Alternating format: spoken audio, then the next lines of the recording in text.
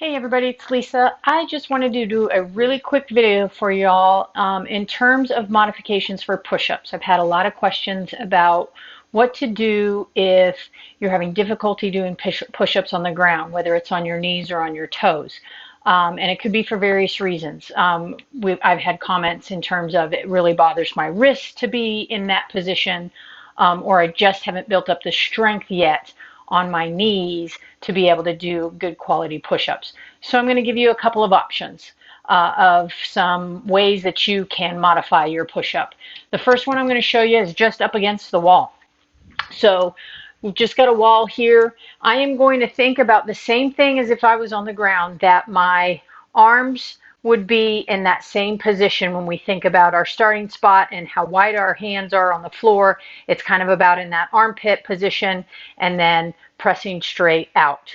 Okay, so if I do that right there and then I come over to my wall, okay, now I'm set. If I'm a little bit more upright, my hands are going to go straight out. If I get my feet up away from the wall, I'm actually going to slide my hands down a little bit, because as you start to lower, you still want your hands to be at that armpit position when you lower. So it'll actually be a little bit lower. So if you're just beginning push-ups, you would want to be a little bit more upright. It's not as difficult, okay?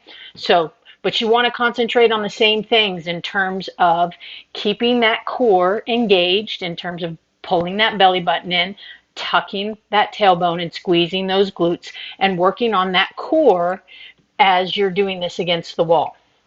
So I'm a little bit more upright, I'm looking straight ahead, and I'm just going to go towards the wall and push back up.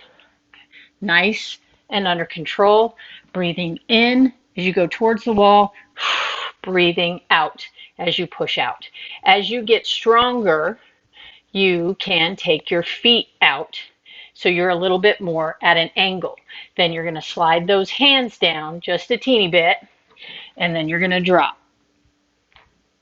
Okay, and you will find that that adds a little bit more resistance. Okay, so that is doing it against the wall. Now, if you want to then progress from there, but you're still not ready to go to the floor, or it's still a little bit bothersome for your wrists, I'm going to show you another modification that you can make in just a second.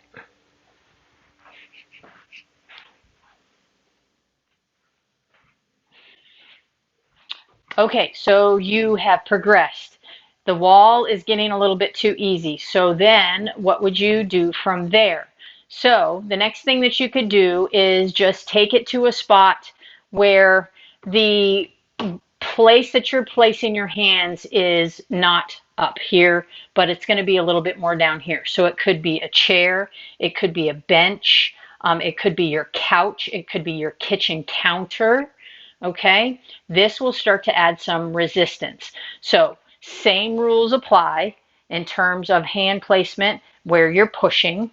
Okay, but now we've got the counter. So we're going to have, again, those feet out away from you just a little bit more. We're going to work on pulling everything in like we talked about, but now the added resistance of your hands being a little bit lower and that counter being there is going to make the resistance just a little bit more than what it was at the wall, but not quite the resistance of being down on the ground and having that full gravity taking effect.